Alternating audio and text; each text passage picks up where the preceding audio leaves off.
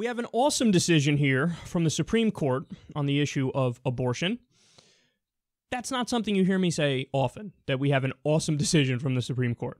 So Think Progress reports here, in a decision that will have far-reaching effects across the country, the Supreme Court on Monday struck down two provisions of a sweeping anti-abortion law in Texas. At issue in the Texas case were two abortion restrictions that fit into a larger strategy known as the Targeted Regulation of Abortion Providers, or TRAP. So let me pause here to just explain what that is real fast. The Republicans came up with this really, really clever trick where they shifted the conversation from being anti-abortion to, oh, we're just really concerned about the health of the women. That's what we are. So that's why we need to do regulation to make sure that they're okay. But it's a trap. It's a trick.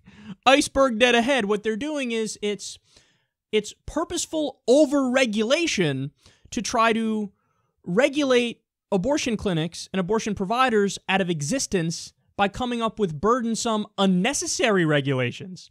So we've given the classic example of you can have people come into an abortion clinic in some red state. They take out their tape measure the height of the ceilings, measure the length of the hallways, and they go, oh, you're failing according to our new regulations. Your ceilings need to be 3 inches higher, and the hallways need to be 4 inches wider.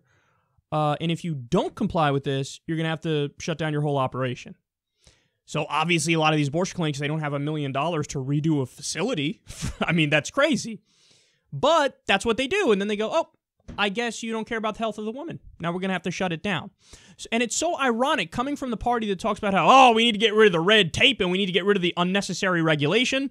But the whole point here is to do the unnecessary regulation because they don't like the thing that's being done. So it is a backdoor way to try to ban abortion. All right, they continue here. The High Court reversed two major provisions in Texas law. First, a requirement that abortion doctors obtain admitting privileges from local hospitals. Second, a requirement that abortion clinics bring their standards in line with ambulatory surgical centers, siding with the plaintiff's argument that these policies do nothing to improve patient health and safety. In the majority opinion, Justice Stephen Breyer wrote that these unnecessary health regulations ultimately pose an undue burden on a woman's right to an abortion. Okay, now, let me break that down for you, because this is also a trick. When they say you need to get hospital admitting privileges, well, guess what? Oftentimes, in a lot of these red states, where there are few abortion clinics, all the surrounding hospitals are religious hospitals. So when they go to them and say, oh, there's this new law that we have to get admitting privileges in order to keep functioning, the religious hospitals go, we don't believe in abortion. You're not going to get, admitting privileges. Sorry. And so then they're forced to shut down. Or they'll make it impossible for them by, setting up a process that doesn't coincide with the law. Oh, you need to get admitting privileges within a month of when we pass the law. You go to the hospital, they say, oh, the process takes 3 months. Sorry. Got to shut you down.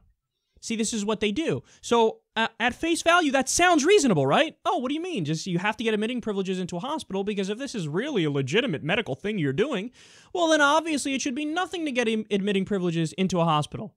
I mean, wouldn't we expect that of anybody who's doing some sort of medical procedure, that you should be in partnership with the local hospital? Sounds reasonable at face value. The devil's in the details, though. When you dig into the details, the whole point is to screw them over and shut down the abortion clinic by any means necessary. Then even the idea, so again, this sounds reasonable at face value. Oh, your abortion clinic needs to be up to code with ambulatory surgical centers. So yeah, you need to make it like, an operating room, a surgical room. What are you talking about? If you really want to make this official and medical, well, that's what it's got to be like. But then they say, well, hold on now. You said ambulatory surgical centers. We don't have an ambulance. So we need to meet the regulations and the code for having an ambulance, but we don't even have an ambulance. And surgical centers, did you know some of these places got shut down because they don't even provide, traditional abortions or late-term abortions or anything like that, which can still be regulated.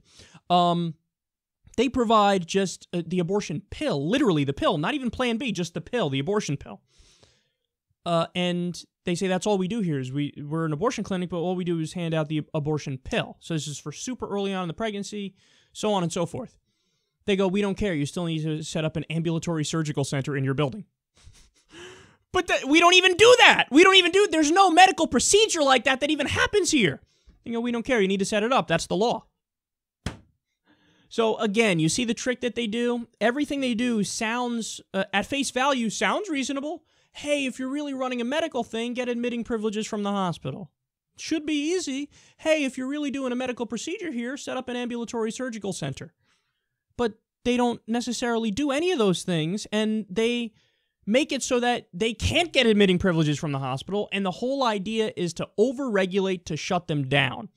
Now, thankfully, we have the liberals on the court. It was a 5-3 ruling, by the way, so there are 3 idiots there. But thankfully, the liberals and the somewhat centrists on the court were like, okay, who are we kidding? And by the way, this doesn't mean like, you know, conservatives can try to strawman this and say, oh, so I guess any regulation of abortion now they view as wrong. No, they view these regulations as wrong. For fuck's sake, the name of the laws are trap laws. They call them trap laws to try to trap the abortion clinics to shut them down when it's unnecessary.